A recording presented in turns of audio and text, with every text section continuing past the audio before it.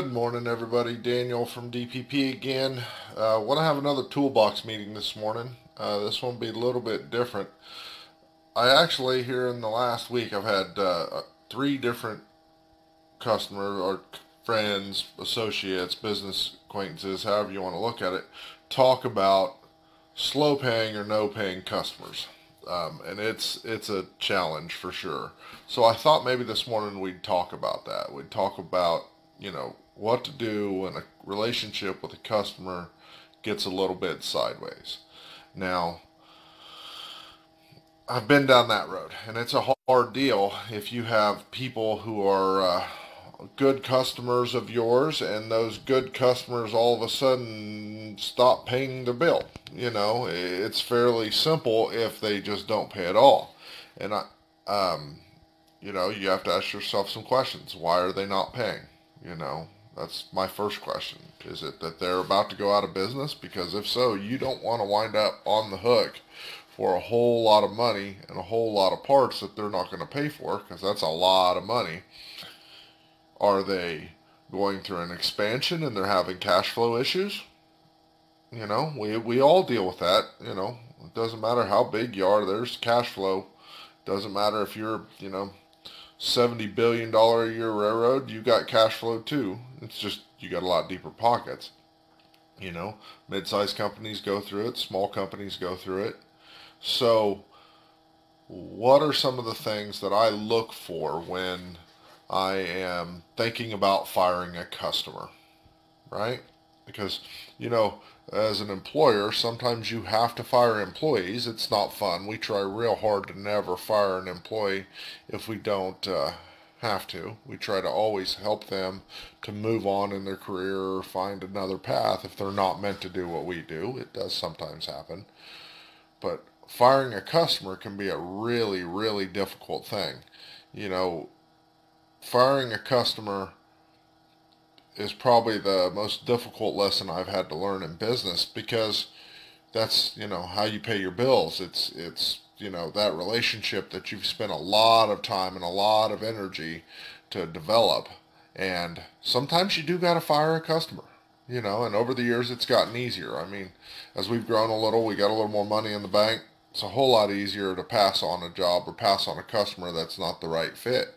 So, for me, one of the first things I like to look at is this customer the right fit for us, before I even take them on as a customer, because if I can't meet their expectations, then there's no reason to have them as a customer. I can avoid all the downstream problems of unhappy customer, that kind of stuff. So, second, is there a glitch in the paperwork? Is there something we're not doing that is causing a hang up in getting paid? Sometimes that happens. It does. We're not perfect, and when we were years ago, when I used to be doing the invoicing in the building, believe me, it got screwed up plenty. I'm not the best at doing it. Fortunately, Terica, who does it now, does a wonderful job. She's exceptional at it. She's really detail oriented. Whereas myself, I was always the, wait till the end of the month, send out a lot of invoices kind of guy. And that just caused me all kinds of problems because I was terrible about it.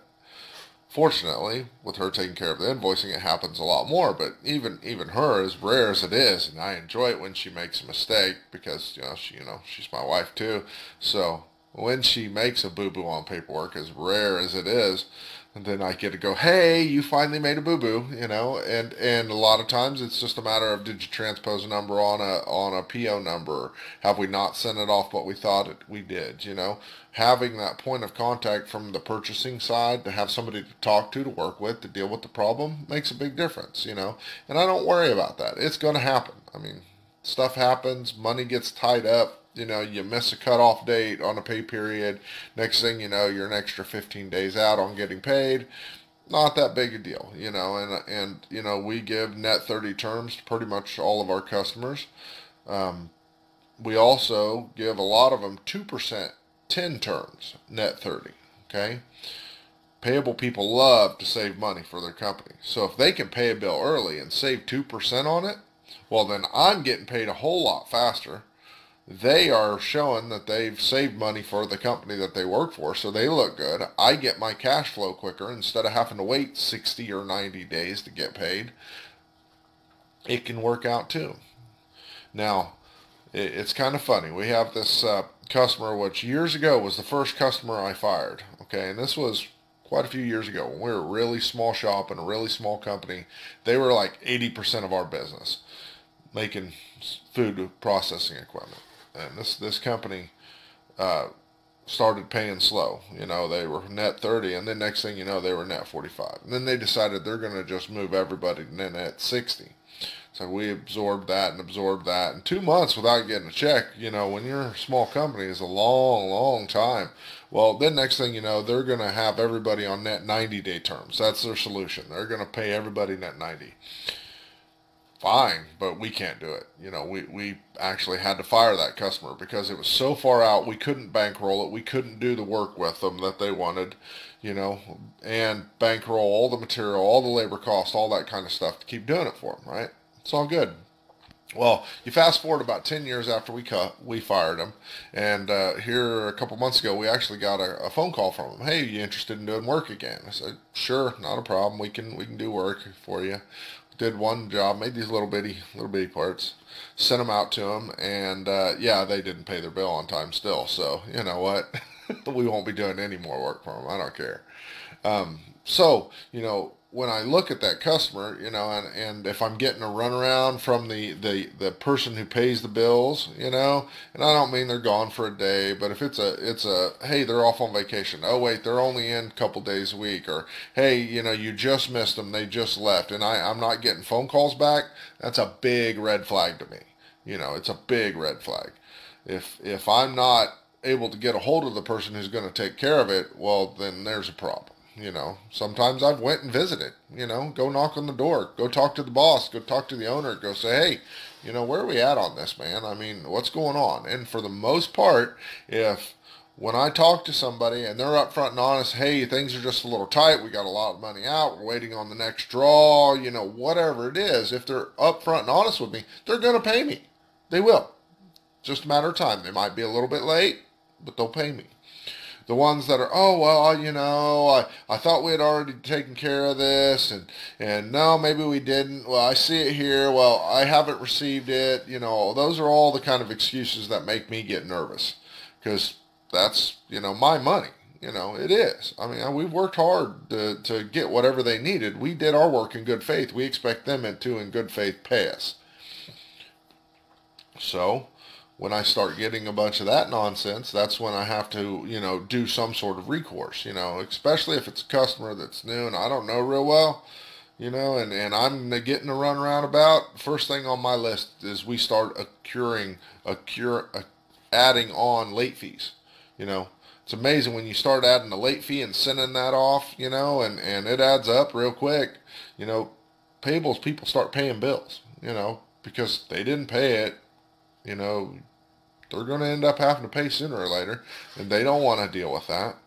I've also had, you know, times where you have no options but to send out an account to collections. If it's a fairly small amount of money, and I'm probably not going to get the money because, you know, that person is, you know, declared bankruptcy or went out of business or whatever, and things happen, you know, you're probably not going to get paid. Or if they're going bankrupt, you know, you're going to get pennies on the dollar anyhow. So, you know, is it really worth the time, the effort, and the aggravation? You know, and that's the other thing. Sometimes you got to do is just write it off and just say, okay, I learned my lesson. I won't do that again. Depends. It's a difficult thing.